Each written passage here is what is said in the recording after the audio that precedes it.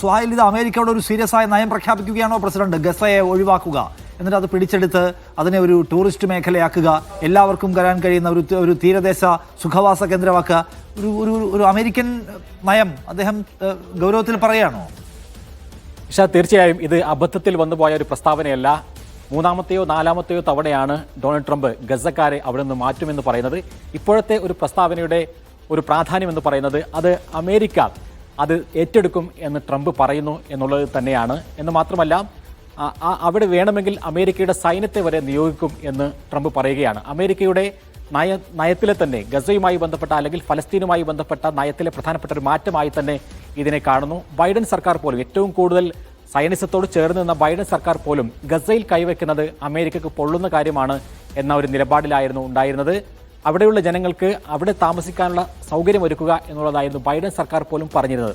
പക്ഷേ ഇപ്പോൾ ട്രംപ് വളരെയേറെ മുന്നോട്ട് പോയിക്കൊണ്ട് അവിടെയുള്ള ആളുകളെ മുഴുവൻ ഈജിപ്തിലേക്കോ അല്ലെങ്കിൽ ജോർദാനിലേക്കോ അല്ലെങ്കിൽ വേറെ ഏതെങ്കിലും രാജ്യത്തേക്ക് മാറ്റുമെന്ന് പറയുന്നു എന്ന് മാത്രമല്ല, അവിടെ ഒരു മെഡിറ്ററേനിയൻ കടലിന് തീരത്തുള്ള ഒരു സുഖവാസ കേന്ദ്രമാക്കി, ഒരു തീരമാക്കി അതിനെ മാറ്റും എന്ന് പോലും പറയുകയാണ്. എന്ന് മാത്രമല്ല, വളരെ പ്രധാനപ്പെട്ട മറ്റൊരു കാര്യം, മാധ്യമപ്രവർത്തകർ നിരവധി ചോദ്യങ്ങൾ ട്രംപിനോട് ചോദിക്കുന്നുണ്ടായിരുന്നു. വളരെ അപ്രതീക്ഷിതമായ ഞെട്ടിക്കുന്ന ഈ പ്രസ്താവനയ്ക്ക് മുമ്പിൽ അമ്പരം നിന്ന മാധ്യമപ്രവർത്തകർ ചോദിച്ച ഒരു ചോദ്യത്തിലൊന്ന്, ഇനി അങ്ങനെ സുരക്ഷിതമായ ഒരു കേന്ദ്രമാക്കി അതിനെ മാറ്റുകയും അവിടെ ബിൽഡിങ്ങുകളും വീടുകളും ഉണ്ടാക്കിയതിന് ശേഷം ഗസക്കാർക്ക് അവിടേക്ക് തിരിച്ചു വരാൻ പറ്റുമോ എന്ന ചോദ്യം. അതിനുള്ള ഉത്തരം ട്രംപ് പറഞ്ഞത് അവിടേക്ക് ആരെങ്കിലും ഇനി തിരിച്ചു വരുമോ എന്നുള്ളതായിരുന്നു. അവർക്ക് സുരക്ഷിതമായി ജീവിക്കാൻ, ഗസക്കാർക്ക് സുരക്ഷിതമായി ജീവിക്കാൻ മറ്റു ഇടങ്ങളുണ്ട്.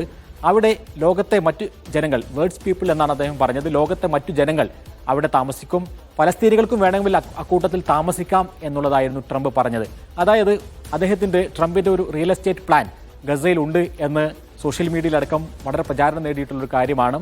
അങ്ങനെയാണ് എങ്കിൽ അമേരിക്കയുടെ നേതൃത്വത്തിൽ, പ്രത്യേകിച്ചും നമുക്കറിയാം ട്രംപ് പലയിടങ്ങളിലും പലതരത്തിലുള്ള റിയൽ എസ്റ്റേറ്റ് ബിൽഡിങ്ങുകളും പ്ലാനുകളും തയ്യാറാക്കുന്ന വ്യക്തിയാണ്.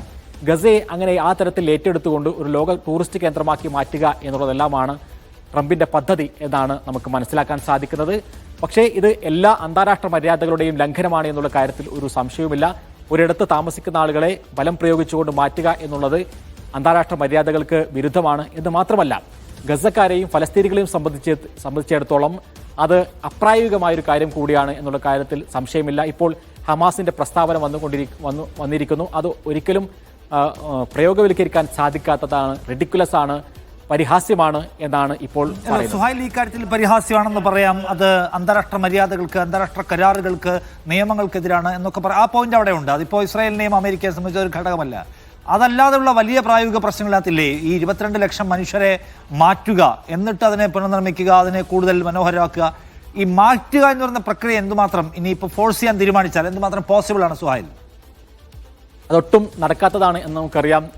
ഇപ്പോൾ രണ്ടാം ലോക യുദ്ധത്തിന് ശേഷം, അതേപോലെ തന്നെ സോവിയറ്റ് യൂണിയനുമായി ബന്ധപ്പെട്ടെല്ലാം പലതരത്തിലുള്ള നിർബന്ധിതമായിട്ടുള്ള മാറ്റങ്ങൾ നമ്മൾ കണ്ടിട്ടുള്ളതാണ്. അങ്ങനെ ഫലസ്തീനികളെ സംബന്ധിച്ചിടത്തോളം അതൊരിക്കലും സാധിക്കാത്തതാണ് എന്നുള്ള കാര്യം തീർച്ചയാണ്. കാരണം പ്രായോഗികമായ രണ്ട് പ്രശ്നങ്ങൾ. ഒന്ന്, ഈ ഈജിപ്തോ അല്ലെങ്കിൽ ജോർദാനോ ഒരു തരത്തിലും ഇവരെ അംഗീകരിക്കില്ല എന്ന നിലപാട് പ്രഖ്യാപിച്ചു കഴിഞ്ഞു.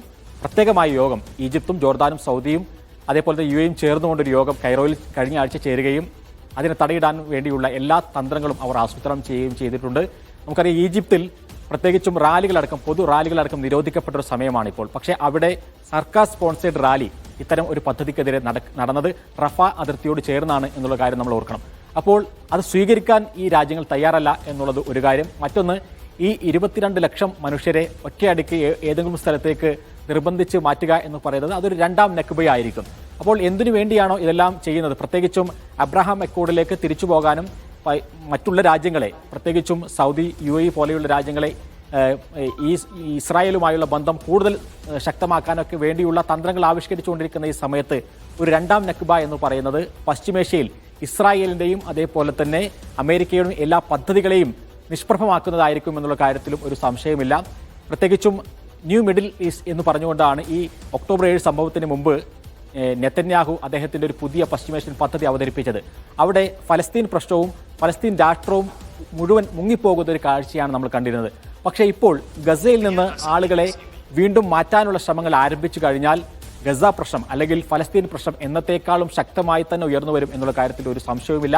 ഇപ്പോൾ തന്നെ വരുന്ന വിശകലനം എന്ന് പറയുന്നത് ഇപ്പോൾ ഇസ്രായേലുമായി നയതന്ത്ര ബന്ധം സാധാരണ രീതിയിലാക്കിയ UAE പോലെയുള്ള രാജ്യങ്ങൾ, അതേപോലെ തന്നെ ജോർദാൻ, ഈജിപ്ത്, ഈ രാജ്യങ്ങൾക്ക് പോലും അതിൽ നിന്ന് പിന്മാറേണ്ടി വരും എന്നുള്ള കാര്യങ്ങൾ വരുന്നു. ഏറ്റവും പ്രധാനപ്പെട്ട മറ്റൊരു കാര്യം, ഇതുമായി ബന്ധപ്പെട്ടുകൊണ്ട് നടത്തിയ വാർത്താ സമ്മേളനത്തിൽ സൗദിയും അതേപോലെ ഇസ്രായേലും തമ്മിലുള്ള ബന്ധം സാധാരണ രീതിയിലാക്കും, നോർമലൈസ് ചെയ്യും എന്നുള്ളൊരു പ്രസ്താവന കൂടി ട്രംപ് നടത്തുന്നുണ്ട്. പക്ഷേ അത്തരം മോഹങ്ങളെ മുഴുവനും ഇല്ലാതെയാക്കുന്നതായിരിക്കും ഇത്തരം ഒരു നടപടി എന്നുള്ള കാര്യത്തിൽ ഒരു സംശയവുമില്ല. ഇന്നിപ്പോൾ പക്ഷേ ഈ GCC രാജ്യങ്ങളുമായിട്ടുള്ള ബന്ധം വൈകാതെ പുനഃസ്ഥാപിക്കുന്നു. ട്രംപ് പറയുന്നു ഞങ്ങൾക്ക് സാധ്യമല്ല എന്ന് സൗദി അറേബ്യ പ്രതികരിക്കുന്നു. ആ ഇക്കാര്യത്തിലുണ്ടായിട്ടുള്ള ഡെവലപ്മെന്റ്സ് എന്താണ് സുഹൈൽ? നേരത്തെ തന്നെ ഏറ്റവും പ്രധാനപ്പെട്ട ഡൊണാൾഡ് ട്രംപിൻ്റെയും നെതന്യാഹുവിൻ്റെയും മോഹമാണ് സൗദിയുമായിട്ടുള്ള ഇസ്രായേലിൻ്റെ നയതന്ത്ര ബന്ധം സ്ഥാപിക്കുക എന്നുള്ളത്. അത് സ്ഥാപിച്ചു കഴിഞ്ഞാൽ ഈ മുസ്ലിം ലോകത്തിൻ്റെ മുഴുവൻ ഒരു പിന്തുണ ഇസ്രായേലിന് കിട്ടുമെന്നും പിന്നെ ഫലസ്തീൻ പ്രശ്നം എന്നുള്ളത് തേഞ്ഞു മാഞ്ഞു പോകും എന്നുള്ളതാണ്